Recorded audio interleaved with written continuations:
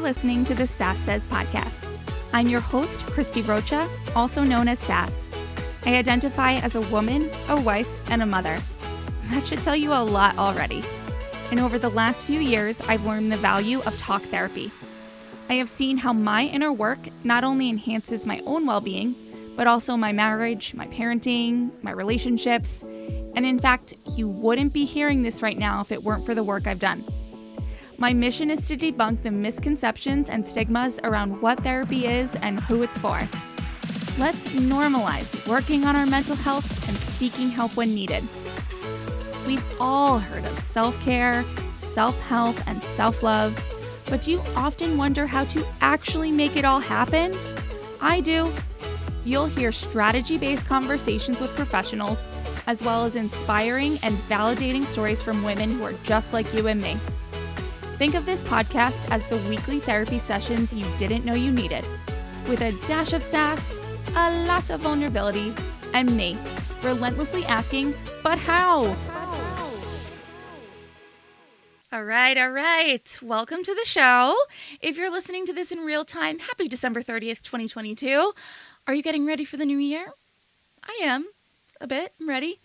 So first and foremost, I want to remind you that your new year does not have to start on January 1st. There's no rule around that, okay?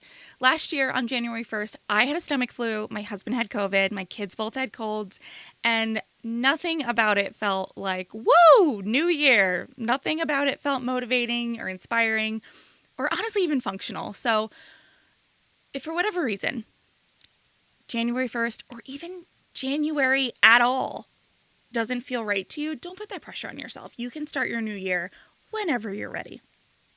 Now, all that being said, if you are ready to kick off the new year, or if you want to listen to this now, save it, and listen to it again when you're actually ready, I want to talk to you about our old friend, self-care.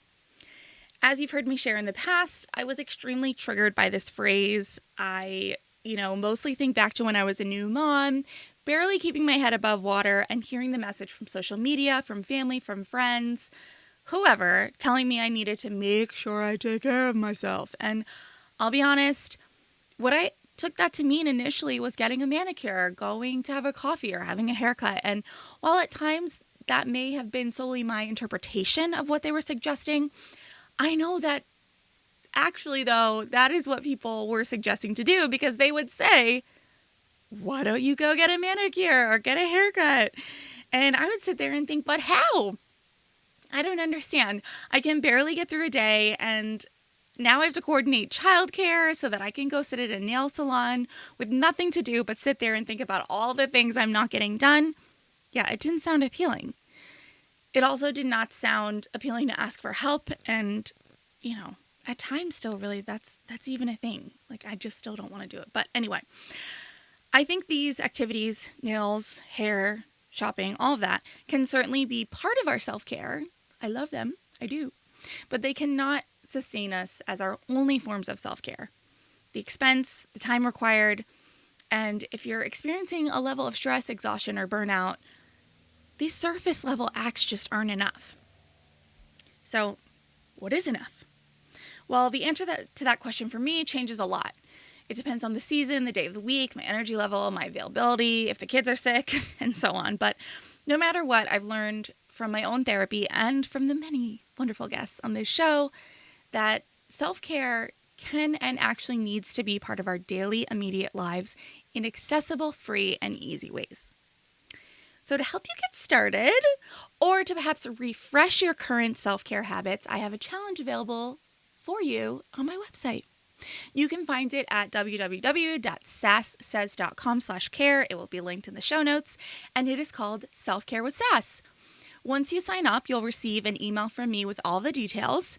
This is a totally doable 5-day and may only require 5 minutes of your time a day challenge just within yourself. So trust me when I say you can do this. All right, so in this case, S.A.S stands for Stop, Assess, Simplify, Share. This challenge is meant to encourage habitual, accessible, and realistic self-care acts. It is not meant to feel like another add-on to your to-do list. I know that for me to take time for myself, it often means that my kids are in the care of someone else, and that still makes me feel a little wiggy. But this challenge is going to show and encourage you to take moments of self-care with even perhaps your kids in the next room or quickly between Zoom calls. Say, for example, you have a stressful work day, you're feeling overwhelmed.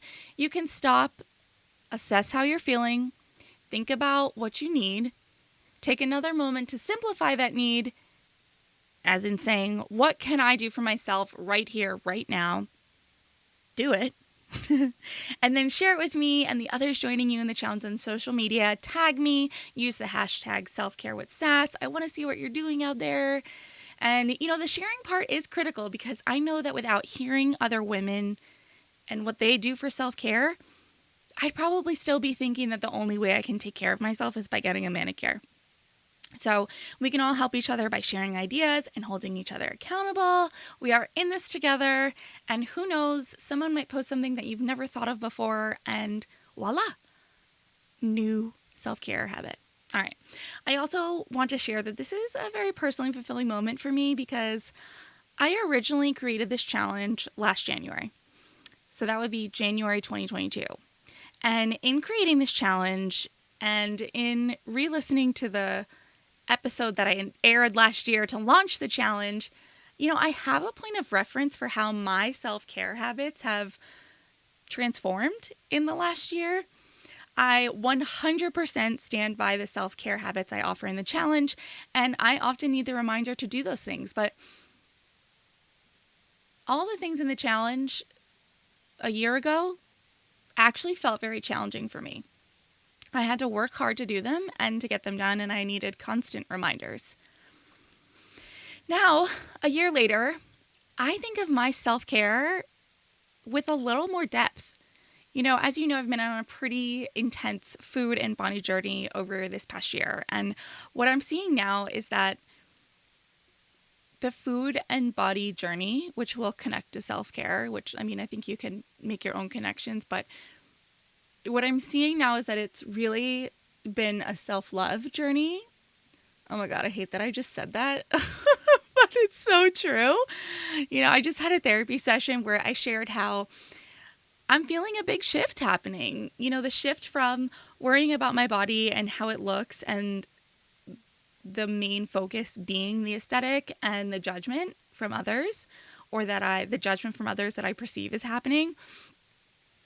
A shift from really hating my body and hating myself for how I've looked to finding some peace. And it's such a tricky thing to talk about and express, but the peace that I feel does not equate to content. I'm not content with my body, but the angst, the tears, the constant worry, and the judgment, I don't know why, but over the last couple of weeks has subsided more so than ever before. Even when I say more so than ever before, I mean even when I was thin. When I was thin, I was terrified of gaining weight. I was constantly worried about what I ate, how much I worked out, and so on. And I always knew that this was getting to the point, right? I always knew on this journey with the food and body that the point would be that whatever weight my body comes to, there will be so much peace in just being able to eat and just being able to work out and just being able to exist without every thought or every other thought revolving around my body image. And, over the past, just honestly, even 2 weeks, I've found myself enjoying the Peloton. I don't look forward to getting on, but I do, and I actually like it. And I've started cooking again and drinking more water, and not from the standpoint of, hey, I've set this rule or goal for myself and I have to check it off a list, but those things seem to just be happening more naturally. And I'm starting to have a greater and deeper understanding of what Tara Brunet, Jessi Jean speak about when they talk about getting to this place where you just stop thinking about what you're eating. And, again, over the last few weeks, I've just been mentally referring to this as my healing era. I will look back on the last 2 years and go, wow, what an era, what a healing era. And, what's funny is that actual body weight wise, I am literally the heaviest I've ever been in my life, including pregnancies. And now that I am here at that point, but also knowing I'm in my healing era, I actually now wholeheartedly believe that this is when the weight will start falling off. In fact, that is my current little affirmation. I've shared on the show over the course of my many book readings and podcast interviews and listening to other podcast interviews that no one person's manifesting mantra or affirmation felt quite right for me when it came to my body. But this one does. The weight is falling off me now. I get it. I really think the clicks are clicking and the things are happening that are supposed to be happening. And now, don't get me wrong, it's still an ongoing process, right? I still struggle with my body and body image, but I am much quicker at catching the negative thoughts. I am much more easily reframing those negative thoughts. And most importantly, I'm actually believing the reframes. And there's no one thing that happened that changed this, and I'll get to that in a minute. But at the time that I'm writing this, I am reading The 4 Agreements by Don Miguel Ruiz. So far, I've read through the first 2 agreements, which are the first one is be impeccable with your word, and the second is don't take anything personally. And when I apply this to my self-love journey this past year, it hits so hard, particularly the second agreement, which does build greatly off of the first. So, you should just probably go read it. But he talks about how from childhood we do this thing. When we hear an opinion and we believe it, that we then make an agreement and it becomes part of our belief system. So his example is of a young girl joyfully singing around her house and dancing, and her mom comes home and has a terrible headache. But the girl keeps singing and singing and singing, and finally the mom snaps and says, "Shut up, you have an ugly voice, can you just shut up, I have a headache." And this little girl hears this opinion of you have an ugly voice. She believes it, internalizes it, and then subconsciously makes this agreement with herself that she has a terrible voice. People are unhappy when they hear her voice, and she develops this whole complex around singing in front of people. Even sometimes talking in front of people was difficult for her. And he goes on to say about how this mother's poor choice of words, which was breaking the first agreement to be impeccable with your words, was a reflection of the mother and not the daughter. But in taking it personally, the daughter is the person that feels the pain.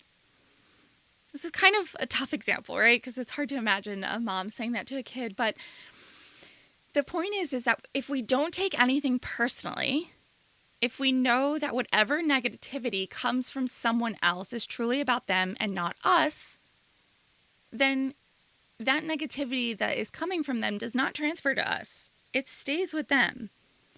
And when I think about that with my own thoughts,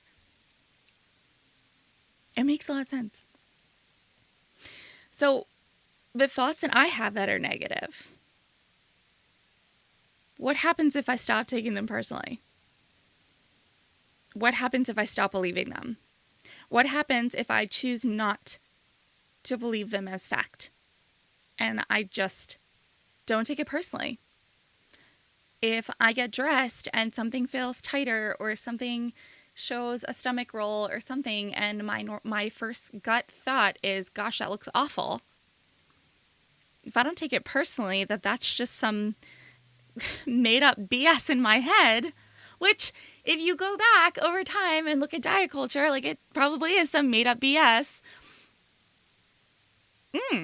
Okay, you see where I'm going? Okay, so when I think about my body image, at some point, someone, a gymnastics coach, a TV commercial, a celebrity interview in a magazine, an immature boy at school told me that I was big or I was fat, or that if I eat too much of XYZ food, that means I'm lazy or weak, and all the other horrible messages that diet culture feeds us.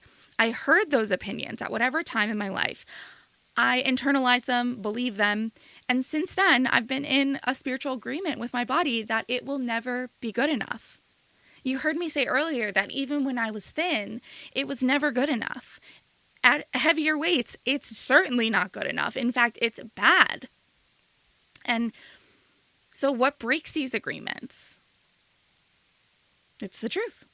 The truth breaks the agreements. And so what is the truth in this case? The truth is that my value as a human being is not tied to my weight. My worth is not tied to what I eat or how much I work out. I value speaking to myself and treating my body in a way that I'd want my daughter to treat her body and speak about her body. I value peace. Like I value, I think because I've never in my life been able to eat without thinking about it, right from a time that I remember. I'm sure as a baby and a toddler, I ate without thinking about it. But from the point of recollection, I mean, almost every time I ate, I thought about it. Whether it was a pat on the back for eating so good, or a slap on the wrist for eating so bad, or this is so good, I want more, but I shouldn't, or, gosh, someone else is eating a salad and I chose a sandwich. What's wrong with me? Like every single time that, not having that go on in my brain all day long, every day, like it's so peaceful. And to not shame myself into exercising is so peaceful, and I really value that. And so this shift that I'm talking about over the last few weeks, and the shift that I'm noticing about what self-care actually means to me, is like this next level of inner peace. Specifically around the body, it shifted from this outward judgment and this outward, pressure. But now I just want to feel good. I do want to look good, but not because of some standard that diet culture is holding me to, but because I want to. And I really feel that difference in my bones. I think I've said it before, but I didn't really believe it. And I shared with my therapist that in being at this heaviest weight, and I don't know, I just started feeling like a desire to take care of myself. Like the way I described it to her was, I was sitting there, I'm like, how did I gain more weight? Like, how did that happen? And I identified two things. Really, I stopped a lot of movement, and in getting busy and sick, we've been doing takeout and ordering in a lot, and I love that. But there was a night where I was gonna order in, and not a single option was interesting to me, which is fascinating because in my old life, in my old brain, ordering in was an opportunity to, be a little bad with food and cheat a little. And it's like I've allowed myself to do that to the point where I just I don't even want it. I don't even care. I just want good quality food. And so I don't know, it's just such a mind-boggling thing to go from one way your whole life to another. But anyway, this time last year, when self-care to me meant deep breathing, meant drinking water, meant doing all the things on that challenge. There's way more on there. Go check it out, please.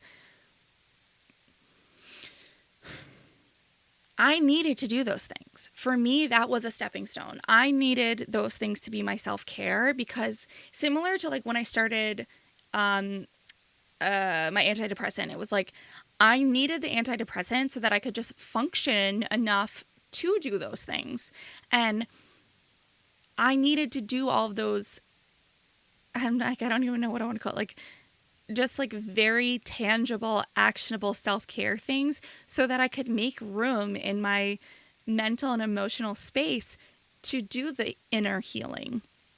And so, again, a year ago, I was really desperate for someone to go, here's the roadmap. Here is exactly what you need to do. Let's stick with the body, example that I've been using. And I was absolutely convinced that, reading the intuitive eating book and doing that would change my life overnight.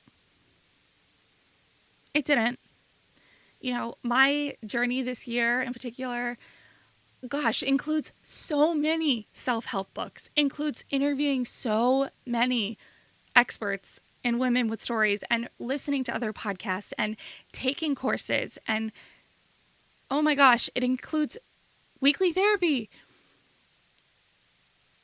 And I was so desperate. I kept doing them because I wanted one thing to just be like, boom. And the thing is that when I look back now, I know it doesn't work that way, but you want it to when you're that desperate, right? But when I look back now, I can go, oh, well, I took this from that course. I took Y from, that podcast. I took X from that conversation. I took this exercise from that book. I took this journal prompt from the other book. And it is like, there is no set roadmap. There is no one size fits all for whatever it is you're working on about yourself. Me, it's obviously been body and food.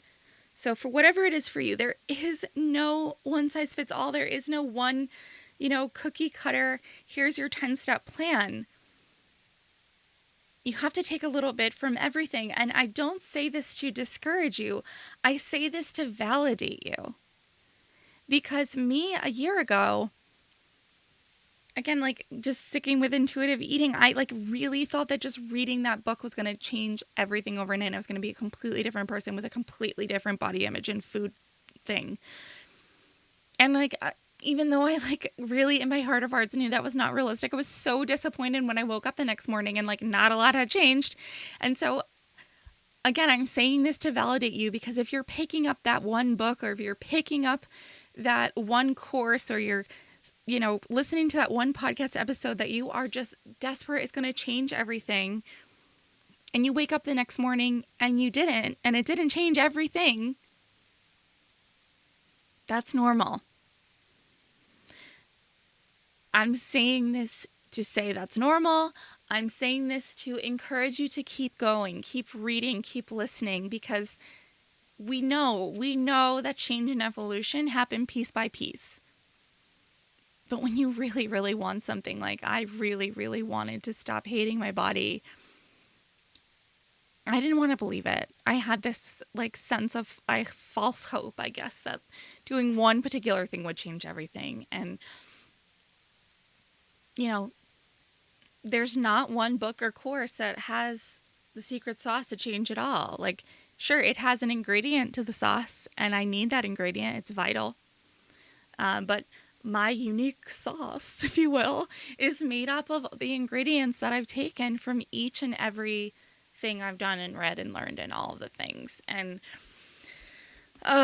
it's such a challenging thing when you're just in it with yourself, right? But anyway, my point is keep going. Whatever it is you're working on, keep going. Because I'm by no means, like I said, I'm by no means healed or, wipe my hands of it, all good, love my body, love life, everything's fine. But out of nowhere, a very significant shift has happened. Look at me, seemingly out of nowhere, right? Seemingly waking up overnight. But I know the work that's gone into that seemingly overnight feeling is a lot of therapy, a lot of reading, a lot of writing, a lot of coursing, a lot of interviewing. And maybe that's not your path, right? Maybe your path is different. But just in my experience, yeah, all of our paths are unique, and we need to take a little bit of something from everyone else's who's gone before us in order to do it for ourselves. And getting just really connecting all the dots for you just in case there's any lingering questions. It's that, how I speak to myself now is self-care. How I think about myself, how I reframe thoughts, how I make choices with less struggle as far as like water, Peloton, all those things like that. That is the deeper level of self-care that I feel like I've gotten to this year. And so, you know, the last thing I want to ask of you is, you know, I'd really like to know who you are. Who are you that's listening? You know, this saying and doing all this like matters to me, and it's helpful for me, and that's enough for me to do this, truly. But it would be so wonderful to know who you are that's listening and hearing this and relating. You know, because I want to feel like I'm not alone in this too, right? Like I'm sharing this so that you know you're not alone, but I want to know too. You know, I want to know that I'm not alone. And I want to know if this hits home for you, because I'd also like to have the content that I create and share continue to matter to you. So anyway, if I'm going to try to make it as easy as possible. If you listen to this and you like any one thing about what you've heard, or it feels good to you, or it hits home for you, anything, I will post something about this episode to my Instagram feed. All I would love for you to do is throw a blue heart in the comments if you've listened to this. And I don't care if we went to college together and we met once and didn't really talk, and you might feel like, oh, does she gonna think it's weird that I listen? No, I don't care if, you know, I dated your brother in middle school. I don't care who you are. I just want to know who you are, because you know, going to this new year, I'm really wanting to make a more genuine connection with you, for your sake, but mostly for mine. So anyway, I hope you had a great holiday. I hope you're going to enjoy the New Year celebration. And yeah, that's it. You know, keep your peace, figure out what you need, and whatever journey you're on, keep going. All right. Bye. Thank you so much for tuning in today. S.A.S.S is a production of Luann Nigara, Inc. This podcast is meant to be educational and not meant to replace professional therapy or professional medical attention. To learn more about today's show and what's new in my world, head over to sasssays.com. Thanks so much. Talk later.